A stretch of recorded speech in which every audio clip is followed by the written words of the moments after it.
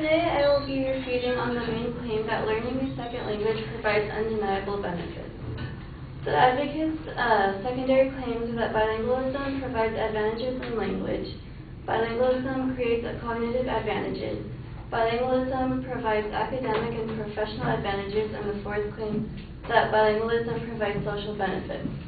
However, my claim is that there is nothing argumentative regarding undeniable benefits of bilingualism.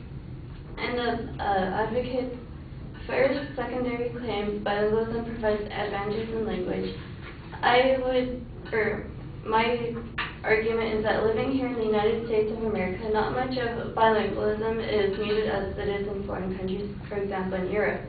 Looking at an employment recruiting site in the United Kingdom, it shows that the United Kingdom is in high demand for multilingual speakers for employment. 1,286 job locations are in high demand for multilingual speakers because of the great diversity in Europe and all the different languages they speak.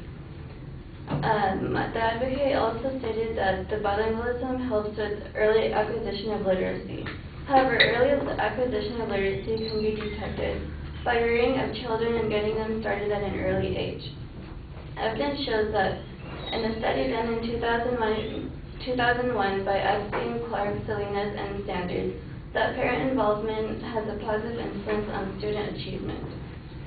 Another parent-child involvement study done by Christensen and Sheridan in 2001 proved that parent involvement at home has a more significant impact on children than it does in school activities. However, I would agree that with learning two languages, or there is no doubt with learning two languages, it does help acquire possible third or fourth languages. And the advocate's second secondary claim, bilingual creates cognitive advantages. I'll argue that with knowing one language, you can master it covering all aspects and areas of it, because adults have a harder time learning a new language, so they might as well master the language they're fluent in. From experience, for example, when in high school I took Spanish as a foreign language. It was harder to interpret because I would encode it as English when I heard it, so it would take time for me to understand the language, which caused imperfection and delay, so I might as well just perfect my English. Cognitive advantages came from experiences perceived while going through Piaget's 4 stages of cognitive development.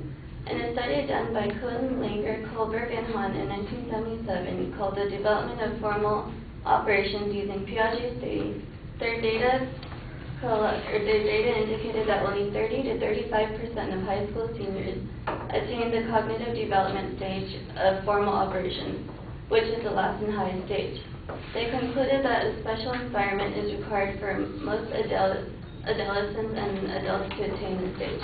And I'm pretty sure more than 30 to 35% of high school kids have taken a foreign language, and it contradicts the statement that bilingual creates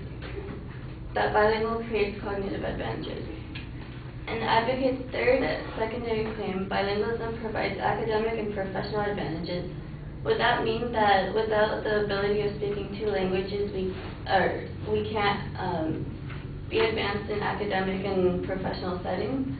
Even without bilingualism, people can exceed in academic and professional settings. And this could be made with common sense.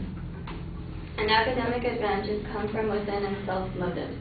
Bilingualism is definitely an advantage, but these advantages can come without bilingualism. And the advocate's fourth secondary claim, bilingualism provides social benefits. With bilingualism and looking at cultures in a new perspective, it can confuse a child's background, resulting in a child's mixing of languages. According to the Multilingual Child Association, mixing words is very common for those learning multiple languages because of confusion with their motor skills. And another argument is that teaching your child to speak bilingually can result in the child having delayed responses or speaking late.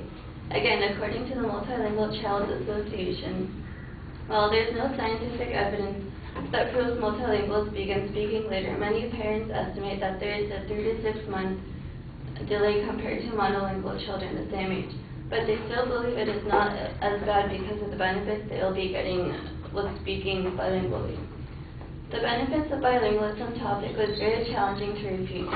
However, there were minute arguments that could be made in the debate of bilingualism.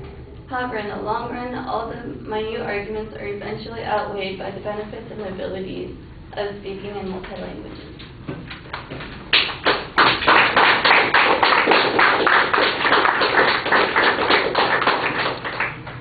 All right, you did a nice job labeling the claims at the beginning.